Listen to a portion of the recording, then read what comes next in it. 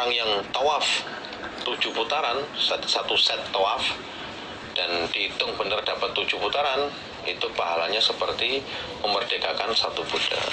Masya Allah. Wa sami'tuhu, dan pernah mendengar aku pada Nabi, yaqulu, bersabda siapa Nabi, la yadha'u, tidak meletakkan siapa orang yang tawaf qadaman, pada telapak kaki, wala, dan tidak yarfa'u, mengangkat dia, ukhra, pada kaki yang lain, selangkah ditelapakkan dan selangkah satunya ngangkat, illa, kecuali hatta, menghapus siapa Allah anhu, dari orang yang melaksanakan tawaf, khotiatan, pada satu kesalahan.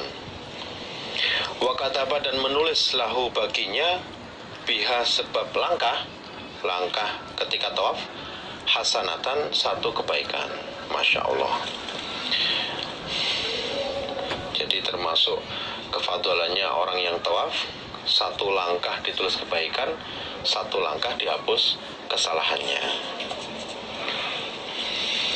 Sehingga ketika faham hadis seperti ini, ya kan, jangan heran ketika kita sedang melaksanakan tawaf, kemudian melihat orang yang umumnya orang itu tawaf pengen segera selesai, sehingga mengambil putaran terdalam, ya kan, karena pengen segera selesai.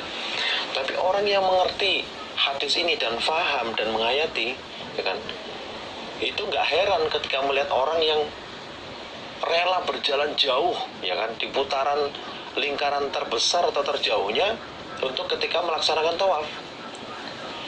Ya, pahalanya pol sekali, gitu loh.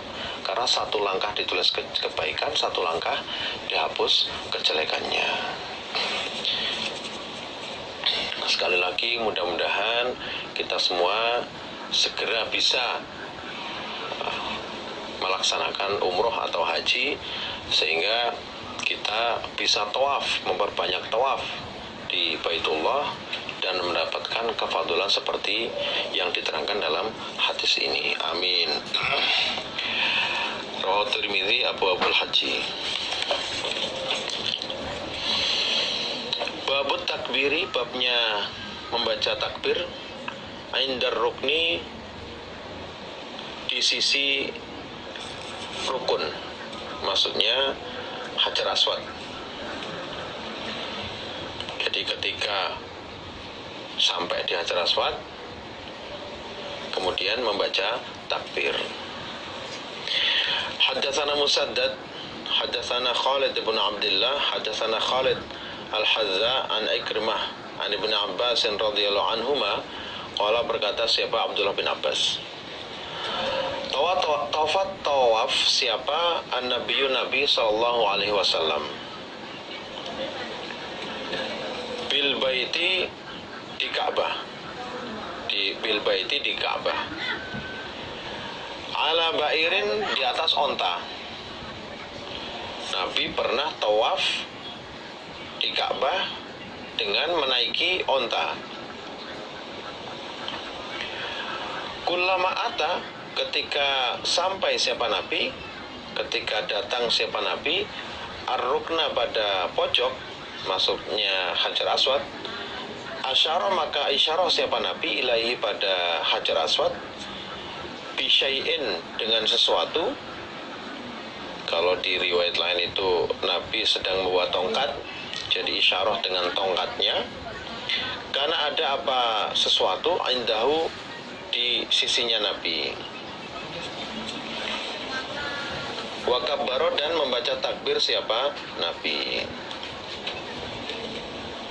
Jadi ketika pernah Nabi tawaf, ceritanya Abdullah bin Abbas, Nabi pernah tawaf di Ka'bah dengan menaiki onta. Ketika sampai di Hajar Aswad, Nabi isyarah dengan sesuatu yang ada di sisinya Nabi. Kalau dalam riwayat lain itu Nabi sedang bawa tongkat, Jadi dengan tongkatnya diisyarahkan, kemudian Nabi membaca takbir Allahu Akbar gitu. Kalau sekarang ya bisa isyarah dengan tangan, kemudian di pas Hajar Aswad terus Allahu Akbar gitu.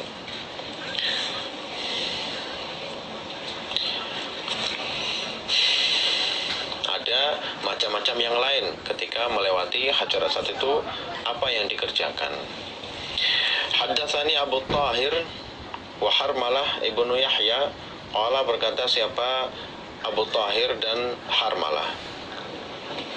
Akhbarana Ibnu Wahab akhbarani Yunus an Ibni Syihabin an Ubaidillah ibni Abdillah ibni Utbah an Ibni Abbas radhiyallahu anhuma anna Rasulullah sesungguhnya Nabi sallallahu alaihi wasallam tawaf siapa Nabi?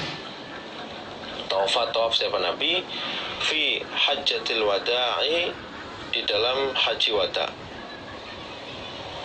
Pernah Nabi tawaf ketika di hajinya, yaitu di haji wada, ala ba'irin, di atas onta.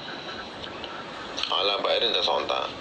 Yastalimu, mengusap siapa Nabi, ar-rukna, pada pojok, pada Hajar Aswad, bimihjanin, dengan tongkat. Bimihjanin, dengan tongkat.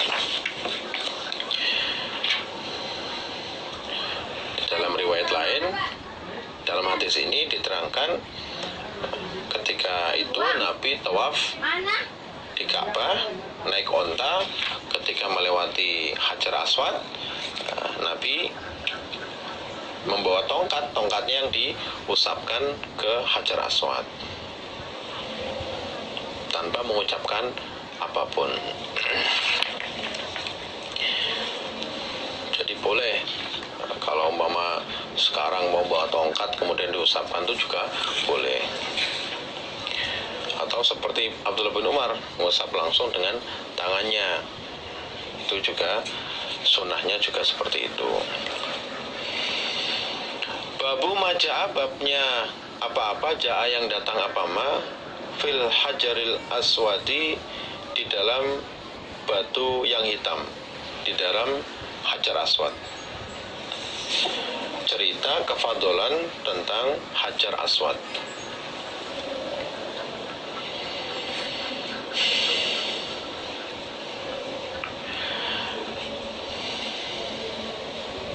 Haddatsana Qutaibah an Jaririn an Ibni Khutsaimin an Sa'id bin Jubairin an Ibn Abbas radhiyallahu anhuma, qala berkata siapa Abdullah bin Abbas, qala bersabda siapa Rasulullah sallallahu alaihi wasallam, fil hajari, di dalam urusan batu,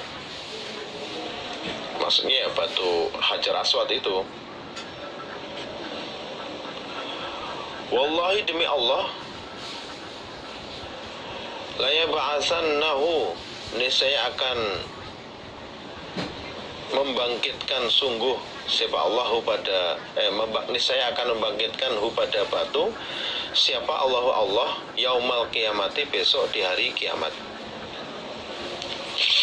Nabi bersabda tentang urusan Hajar Aswad, besok di hari kiamat Hajar Aswad itu akan dibangkitkan, lahu, bagi batu, ainani, dua mata, yubasiru, yang melihat apa,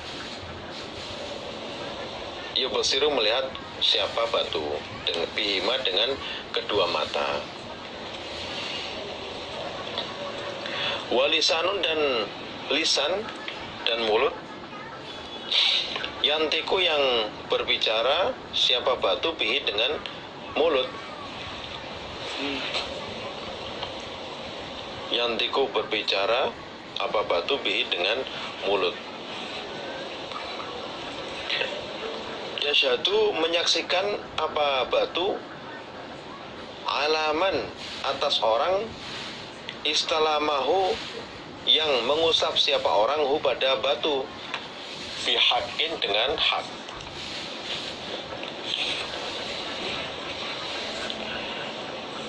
Allah Maha Kuasa, besok hari kiamat Hajar Aswad itu akan dibangkitkan, diberi mata, yang bisa melihat, diberi mulut yang bisa berbicara, kemudian memberi persaksian terhadap orang-orang yang pernah mengusapnya dengan hak, mengusapnya atas dasar kepercayaan bahwa itu perintah dari Nabi, ada sunnahnya dari Nabi, karena mencari pahala, mencari kefadolan dari mengusapnya itu.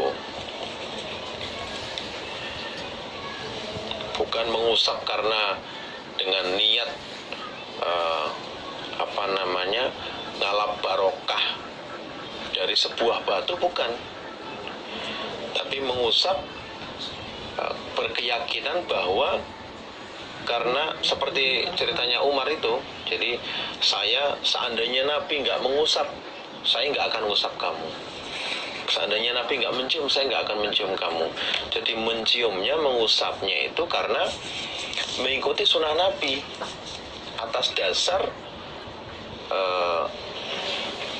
kefadolan-kefadolan yang ada di hadis yang menerangkan tentang kefadolannya mengusap Hajar Aswad. Seperti yang diterangkan tadi, riwayat dari Abdullah bin Umar, mengusapnya itu menghapus dosa, ya kan? Jadi ya ada niat seperti itu, bukan terus mengusap dengan kain, kemudian kainnya dijadikan jimat, atau karena pengen mendapatkan pujian atau dan yang lainnya. Dan itu batunya tahu. Jadi ketika memberikan persaksian terhadap orang-orang yang mengusapnya dengan hak itu, dia akan memberikan persaksian. Kalau orang mengusap enggak dengan hak, dengan keyakinan bahwa memang itu sunnah dari Nabi, kemudian atas dasar kefadulan yang diriwayatkan dari Nabi, itu juga enggak akan diberi persaksian oleh Hajar Aswad. Sehingga itu berarti hubungannya dengan niatnya. Jadi ketika kita sudah dikoder oleh Allah bisa tawaf, kemudian bisa mengusap atau mencium Hajar Aswad itu, ya niatnya itu benar-benar ditata. Apa tujuannya mengusap dan menciumnya Hajar Aswad itu? Agar itu benar-benar bisa menjadi persaksiannya Hajar Aswad terhadap kita.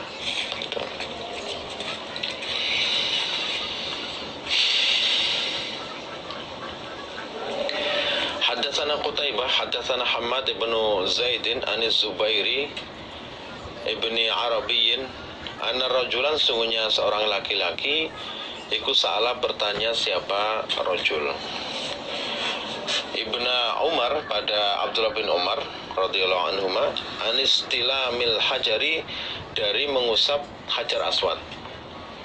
Ada seorang laki-laki bertanya kepada Abdullah bin Umar tentang mengusap Hajar Aswad.